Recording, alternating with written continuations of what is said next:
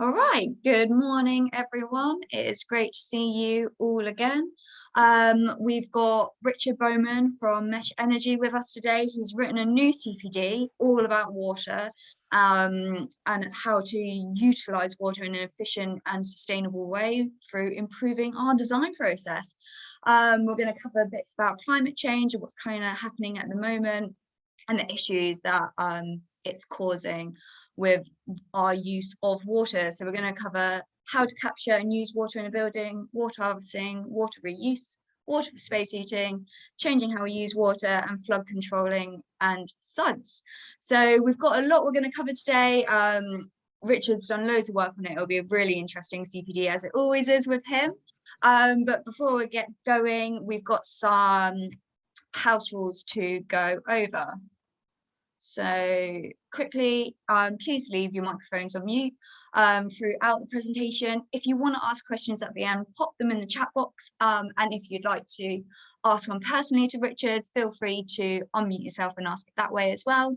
The webinar will be recorded. We're going to pop it up on YouTube afterwards. So if you really enjoyed it, please feel free to share it with other colleagues of who find it useful as well. And we'll pop it on MESHWORK so you can come back to it in the future.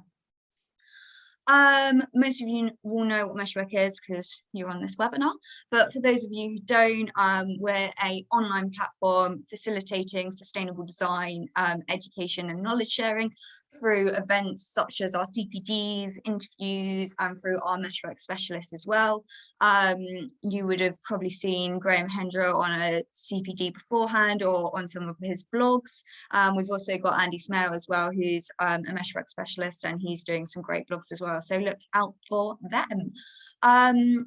If you know anyone else who wants to learn about sustainable design, or they have loads of knowledge they want to share, please do ask them to come along and join up. We're growing it more and more. We're way over 1,000 members now, which is mind-blowing. So the more people we get on, the more opportunities we have to do bigger events and more networking sessions. So MESHWORK is attached to Mesh Energy, which is a renewable energy consultancy. It's based in Farnham, but works all across the UK and the globe. We mainly work with architects and design teams to help make projects as sustainable and as cost effective as possible. That is everything from me. I'm going to pass over to Richard now, and he's going to go over his presentation, but don't forget to pop your questions in the chat box.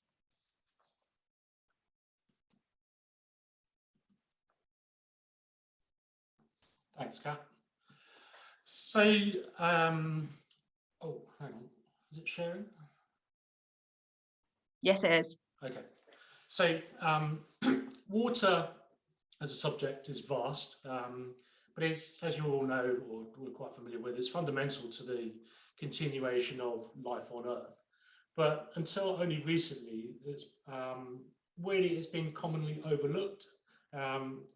And so this first part of the CPD will be quite blunt because it really is an elephant in the room.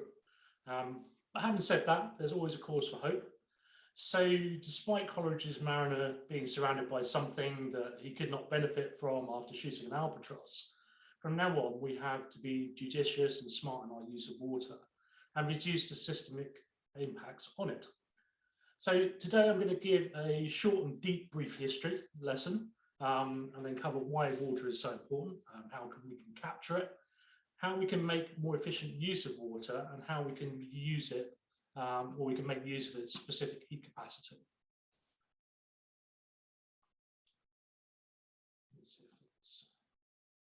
So water is the basis of life on our planet, and this map illustrates the world according to fish. Water exists in different physical states and makes up about 70% of the surface of the Earth, plus 65 to 90% of the living weight of all organisms.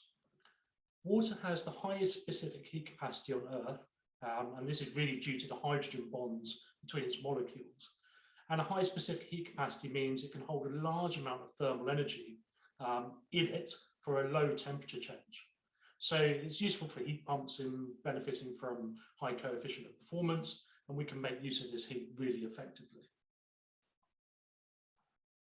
But in terms of water on Earth and where it all is, biological water, as like water contained within living species, amounts to about 1120 cubic kilometers. And then we've got water in rivers, swamps, the atmosphere and soil, and saline lakes, which is the big circle on the right-hand side, has a capacity of about 85,400 cubic kilometers. So it's quite a large amount of water.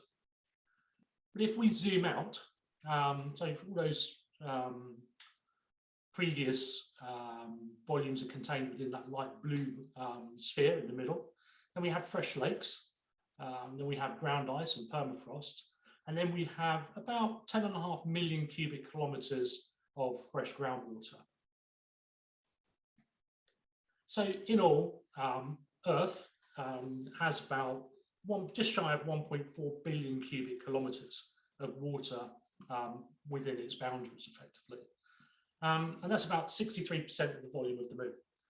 So it's currently quite a precious drop in the solar system, as we're stuck on planet Earth at the moment. But the world looked very different the last time the Earth experienced the same rate of climate change as today. And this is a map of what is known as Pangaea, which was how the Earth sort of unwatered surfaces looked at the end of the Permian-Triassic period, about 250 million years ago. And at that time, warming triggered a mass release of ocean oxygen, causing bacteria to thrive and release clouds of hydrogen sulfide. And so fundamentally, ecosystems were poisoned. And then in the wake of this and volcanoes, the ecological structure of the present day biosphere began to evolve from the surviving animal, plant, insect, and flora and fauna species. But in recent history, the world's oceans have been losing about a gigaton of oxygen every year for the past 70 years. Now, this is partly due to algae blooms arising from pharmaceutical and agricultural water runoff into the oceans.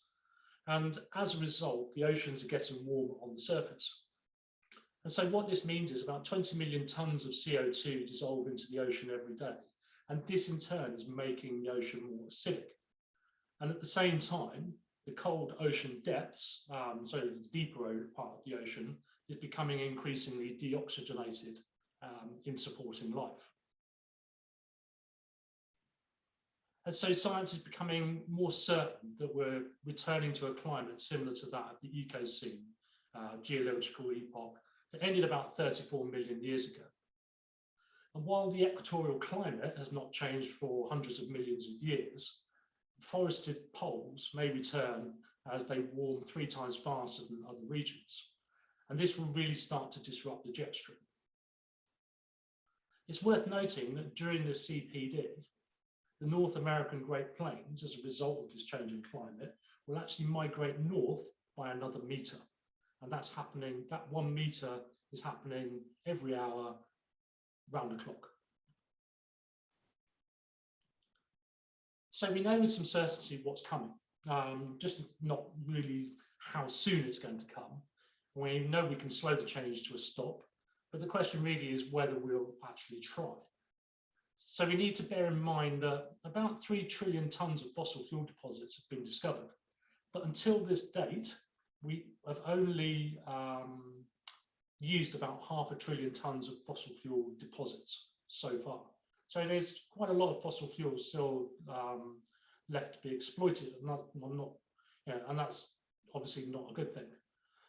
But let's not forget that we've been engineering our environment for about 20,000 years. So humanity and domesticated animals make up about 96% of the Earth mammal mass.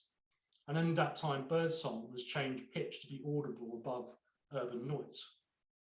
And what was also happening is that animals are beginning to evolve to live off refuse. And these animal species are actually thriving. And we're seeing them in more commonplace in cities. Now, this image shows the change to what is commonly known as the Oko Glacier in Iceland, which has a small population. But glacial melt is changing the distribution of water on which all of southern and central Asian life depends. and this represents about 10% of the world's population. But Iceland have actually left this plaque at the bottom of that glacier, just as a note to future generations.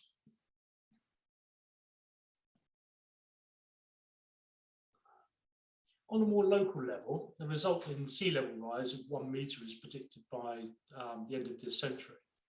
Now, the Thames Barrier is designed for a 2.7 metre tide, but this doesn't account for tidal ranges over 1.5 metres. So the Thames Barrier, for example, will absorb this 1 metre rise in sea levels, but we're obviously concerned about tidal ranges, spring tides and so on and so forth. And all the while, water stress is also rising fast. Now, the UK is expected to be in water deficit by up to 16% of the total water demand by the mid-2050s. And this is projected to increase to about 29% in the 2080s. And of course, this will lead to a major impact on society, cost and resource levels. And yet we're already seeing disconcerting headlines. I mean, all these headlines I've really snapshotted over the last month. I mean, there's a lot there to do with sewage dumping, runoff from agriculture, the scarcity of water, whether we're going to use high energy desalination plants, for example, like the Middle East, to provide more fresh water. So there's a lot of noise about this right now, and we need to start taking heed of this. Now, this map shows the global expected water stress in 8 years' time. It is impossible, and it's important not to ignore the social implications arising from water as a result of climate change. But our 66-million-year-old ecosystem is being placed under severe stress. And about a quarter of the world's population are now living in water-stressed countries. And a quarter of the world's population is using drinking water that is contaminated with feces. Now, contaminated water and poor sanitation are linked to transmission of diseases such as cholera, diarrhea, dysentery, hepatitis A, typhoid and polio, all of which are preventable. And it's worth noting that even at the moment, diarrhea kills about 830,000 people a year. Now, the pandemic has taught us that we can alter our behaviour to the benefit of all, and we can change habits to live less exploitatively. And the sooner we act decisively, then the less comprehensive damage is likely to be. But science is also discovering some really cool stuff about our complex climate system as well. And I was reading recently, it seems that 40% of rainfall in East Africa is caused by farmers watering their fields in Pakistan, India and Bangladesh. And that water that's being distributed onto their fields is effectively evaporating, and then it gets blown westwards across the Indian Ocean. And then between April and May, those winds change direction, and that evaporated water then starts to fall on China. But at the same time, chemicals and slurry from farming is washing into rivers and seas, causing algae blooms, and this is altering their biodiversity. And this is mainly due to the self-perpetuating closed loop of the global standard farming practice and the increasingly global standard diet. Now, farming irrigation constitutes about 70% of the water drawn from rivers, lakes and aquifers. And rivers are now failing to reach the ocean, making more and more freshwater species extinct, leading to, as I already said, ocean algae blooms and seaweed plants that actually stretch for thousands of kilometers due to the farming chemicals now prevalent in our oceans. Half the world's population are already suffering from water scarcity. And for example, 95% of the Indus Valley water is extracted to feed and clothe Pakistan, India, China, Afghanistan, and is also exported to several other nations. And by 2025, the Indus Valley region demand is expected to be about 44% greater than the water that is available by supply. So simply put, we need to take care of our water in its various guises as much as possible through a systemic approach, with contributions in some small part from each and every one of us on a daily basis. Now, options for water sources used for drinking water and irrigation continue to evolve. There's an increasing reliance on groundwater and alternative sources, including wastewater. And climate change will lead to greater fluctuations in harvested rainwater. For example, I've got a 1,800 litre rainwater harvesting system on the side of our house. And the collected capacity on that is about 30% down this year, bearing in mind it was empty in April. It should have been full in April. So management of all water resources will need to be improved to ensure provision and quality.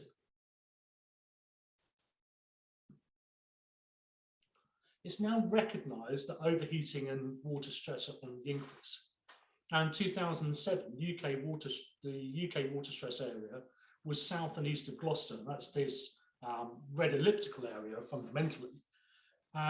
Now in 2021, this water stress area was recorded by the Environment Agency to now include south and east of Manchester.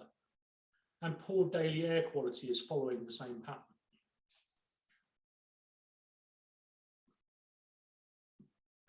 But I'm going to focus on buildings, specifically water reuse, specification of fixtures and fittings, and what we can do with space heating.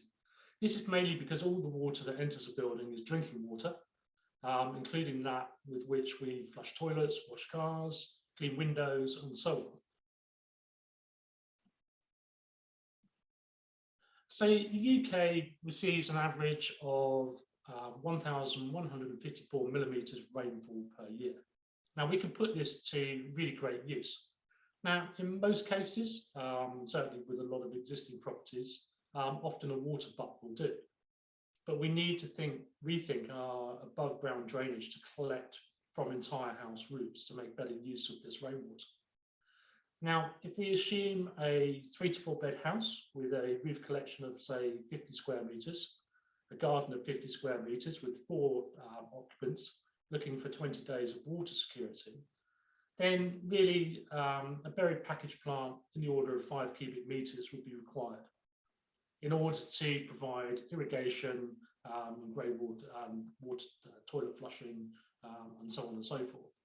Now, this will only cost about £2,300 for this piece of kit. That's excluding burying it in the ground. But the annual water bill of such a house is going to be in the region of about £220 a year. Now, if the use of harvested water saves about 30 to 50% of the water bill, then the payback period is about 22 years for reusing that non-potable water. The next step is to look at grey water harvesting. Now, grey water harvesting is mainly used for toilet flushing, cleaning, garden irrigation, and cleaning the car. So what it means is grey water doesn't have fecal contamination. So we're capturing water from sinks, basins, laundry, dishwashers, baths and showers. And this can be instead of or in addition to the roof. And so we can actually combine these two collection systems. Now, grey water can be used for garden irrigation, but the water mustn't fall on edible parts of the plants, and as well as being used for toilet flushing, cleaning cars and floors and so on.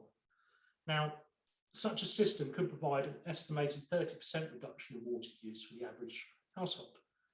And it may also provide clean water to the domestic hot water cylinder and work as a substitute to the main supply for the central heating system.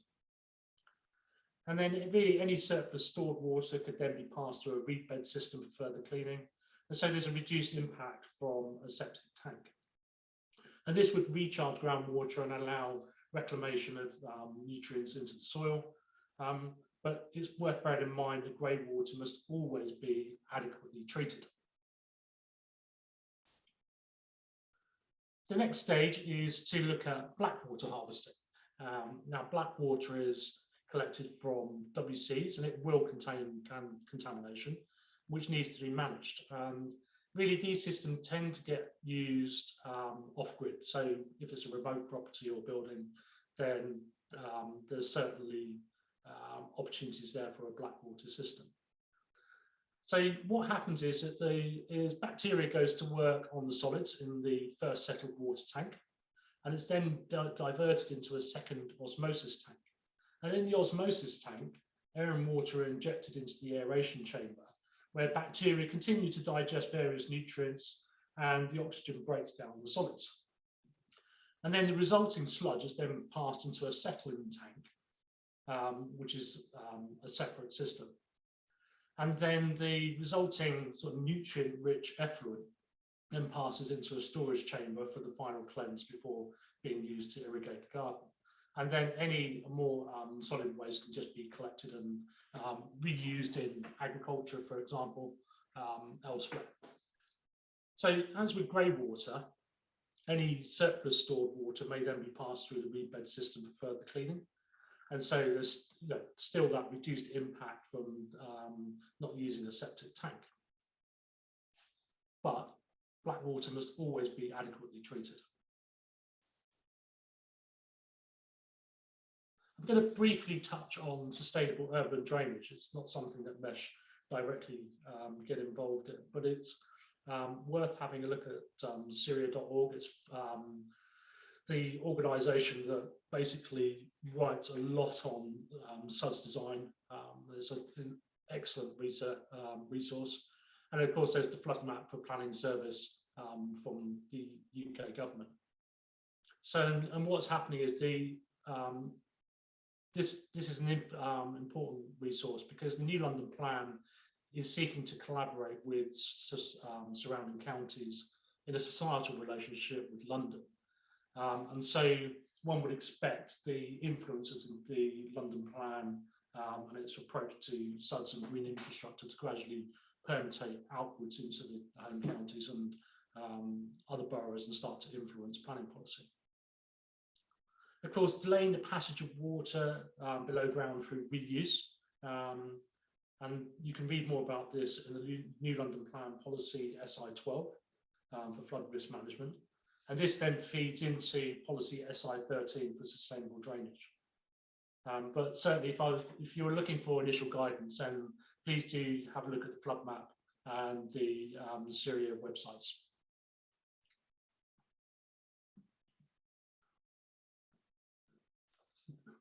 When we're looking at design change for buildings, it's worth bearing in mind that in England at the moment, the average person uses about 150 litres of drinking water a day for sanitation, washing, cleaning, and so on and so forth.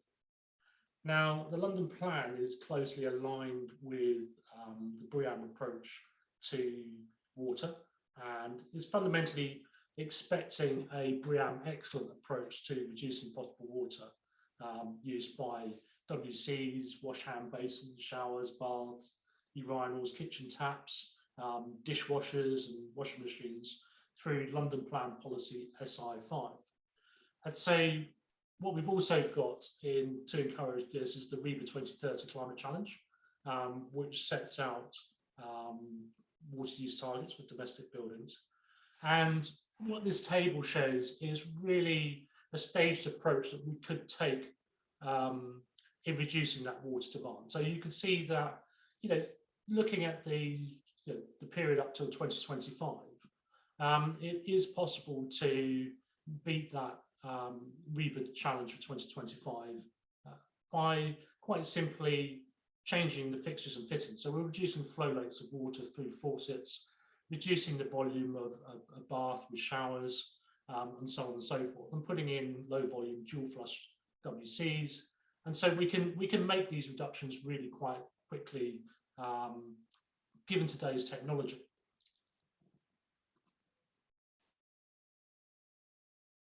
And then if we take this a little bit further, we're looking towards 2030, and we start to think of designing for lifetime use.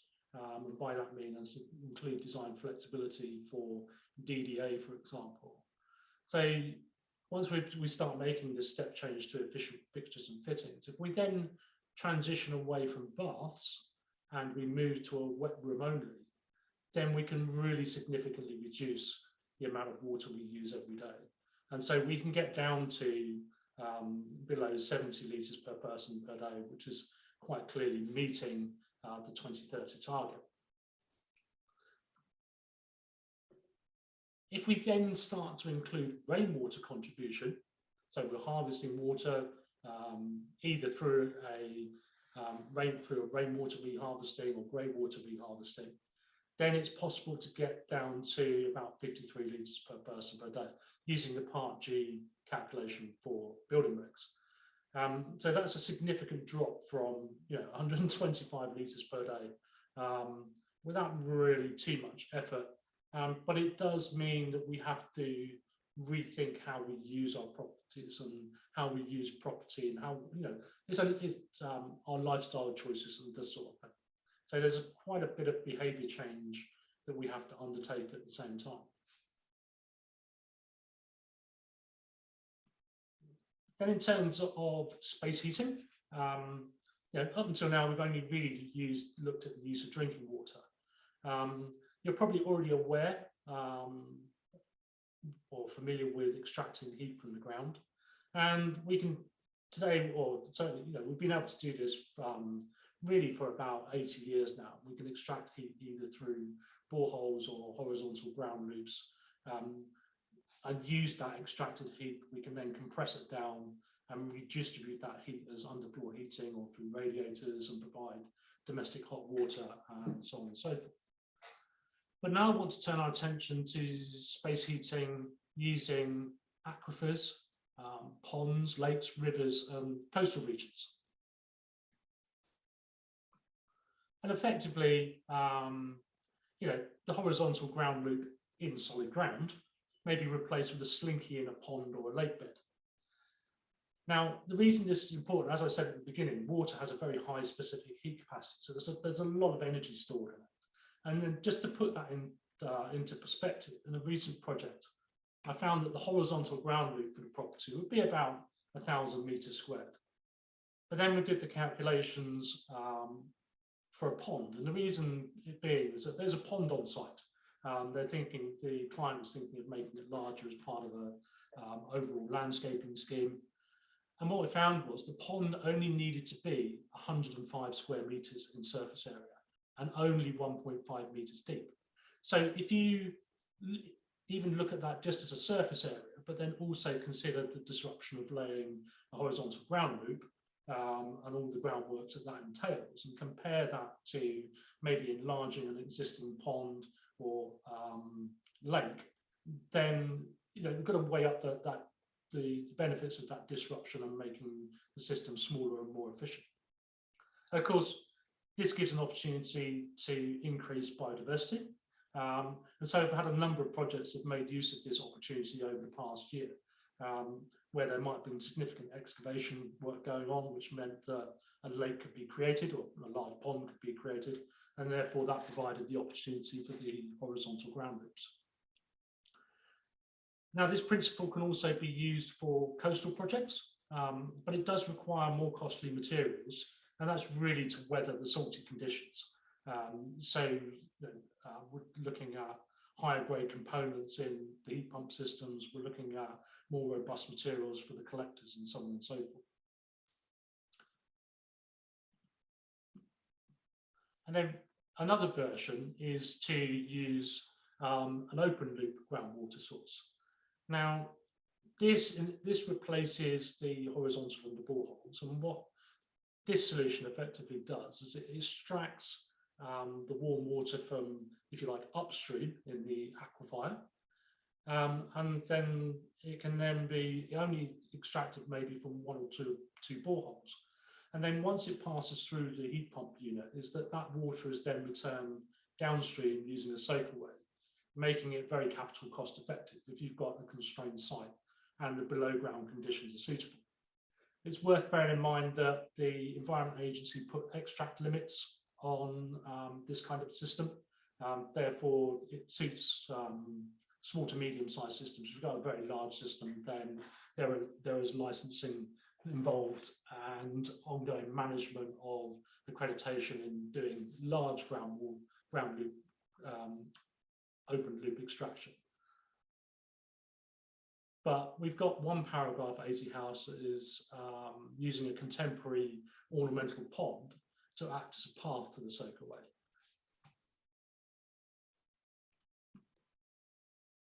And then we've got this solution, which is a variation really on the open loop groundwater option. And rather than dipping into the aquifer, we can sink what are known as energy blades in a moving body of water, for example, like a river. And then what the blades do is extract energy from the passing water flow and feed it into a ground source heat pump unit to provide the space heating and hot water. Now I've got a current project in the home counties on a river. That's going to use 9 of these energy blades to provide about 94,000 kilowatt hours of energy per year. And what is worth remembering is that with the changing climate and what's happening with what we're expecting to happen with temperature when we're looking at overheating, is that the heat pump can be run in reverse. So we can actually use the heat pump to provide coolant.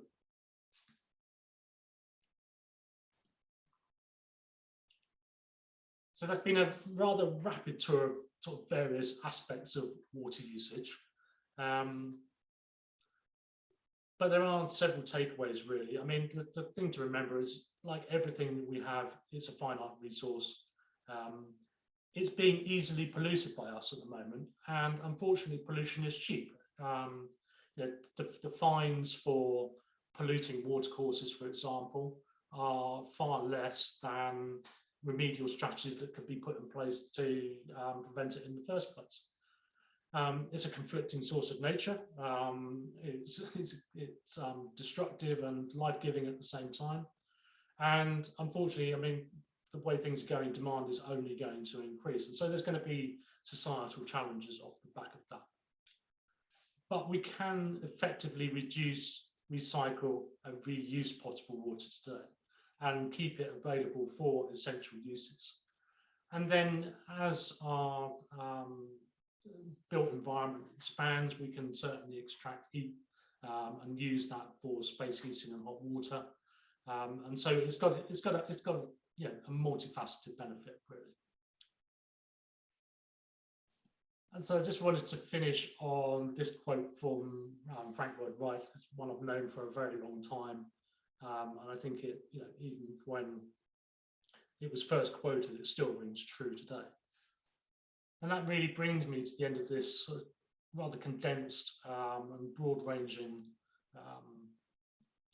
CPD on water and what it is and how we can use it. And I think I'm going to open the floor up to questions now. That was awesome, Richard. I've learned a lot, and really interesting looking at the last few technologies you were talking about. I haven't heard much about heat pumps being used with water. So we got one from Simon Matthews saying, are you aware what government activity is happening around water management? Unfortunately, not in great detail. Policy is not something I get involved in very often.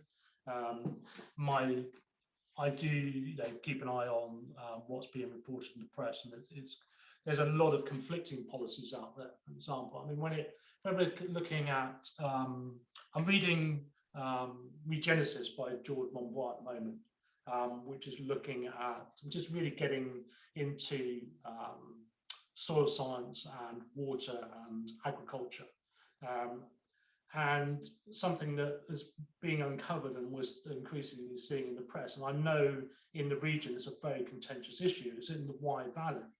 The River Wye is becoming increasingly subjected to algae blooms as a result of agricultural runoff. Now, this isn't agriculture from crops, so fertilizers and that sort of thing. The problem is arising from the fact that if a chicken farm opens in the Wye Valley, it doesn't have to do an environmental impact statement. And what's happening is that you can overlay maps of algae blooms in the location of chicken farms, and they're identifying the connection between the runoff from chickens, effectively, into rivers, and how it's affecting biodiversity and the quality of water. That's really interesting. We've got another one from Mohammed. Can you use an open source water heat pump on a canal boat? Ah, that's interesting. That would be a really interesting thought project to do. I mean, it'd be important to understand what the heat demand of the canal boat is, and what the like any building, really. I mean, what the heat loss is. So we need to understand the heating demand. And it's an interesting point, because it does raise the question of whether you could actually drop a slinky over the side of a canal boat, or even tow an energy blade, or drop an energy blade off the back of a canal boat for extracting heat. That would be an interesting calculation to do.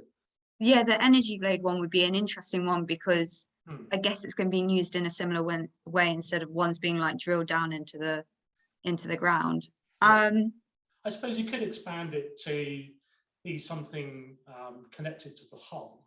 The only challenge there, of course, that canals are notoriously full of debris and weed, and I think that the maintenance side of it would be quite problematic, and it would probably start to affect the performance of the blade as well.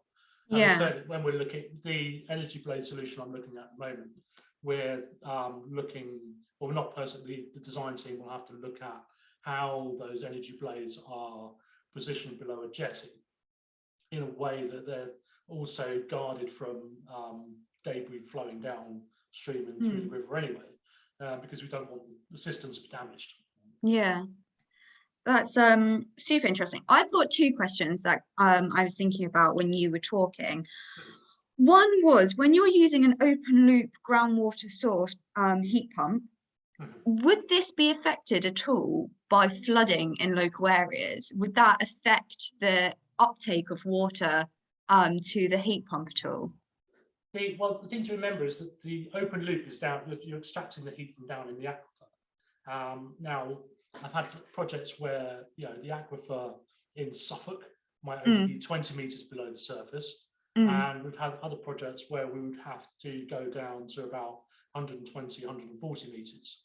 And so that there's quite a lot of variation in aquifers and how deep the boreholes would need to be. I think it would just require, I've not been advised yet on whether there would need to be any particular management of the soakaway. Because ultimately, even any surface water, if you're using a SUD system or a soakaway, then ultimately the water has to go back down into the groundwater anyway. So it would be just recharging and replenishing the system effectively. Okay. That does make sense. And then my other one was, so when you were talking about water storage and what it could all be used for, I know a lot of people on here probably are designing buildings which are like big apartment buildings or big commercial buildings where like gardens don't exist or people don't have room to wash their car. Would water harvesting in situations like that still be relevant? I think so, because what it would, on a large scale project, there's probably a greater opportunity to actually harvest water and say store it in, say it's a large apartment block, is if you store water in the basement, for example, in a plant room, and then reuse that water throughout the property. I mean, it might be, it depends on the building, whether it's single, it's a single typology or mixed use, but it's a case of looking at how water is likely to be used in the building, for whether it's applicable. It's very much a case-by-case basis. Okay, that's really interesting. If no one else has any other questions, we'll end the CPD here. But thank you again, Richard. It was really useful. I've learned a lot, and I found the technologies really interesting. I want to find out more about them. I want to have a look at your little case studies as well. Yeah, if that's all, I'll end it here. But yeah, thank you so much, Richard, and thanks to everyone else for coming along. I hope you enjoyed it. yeah, if there's any questions, by all means, just drop them into the MESHWORK, and we'll follow up on them as fast as we can. Brilliant. All right, I end it here. Okay, bye.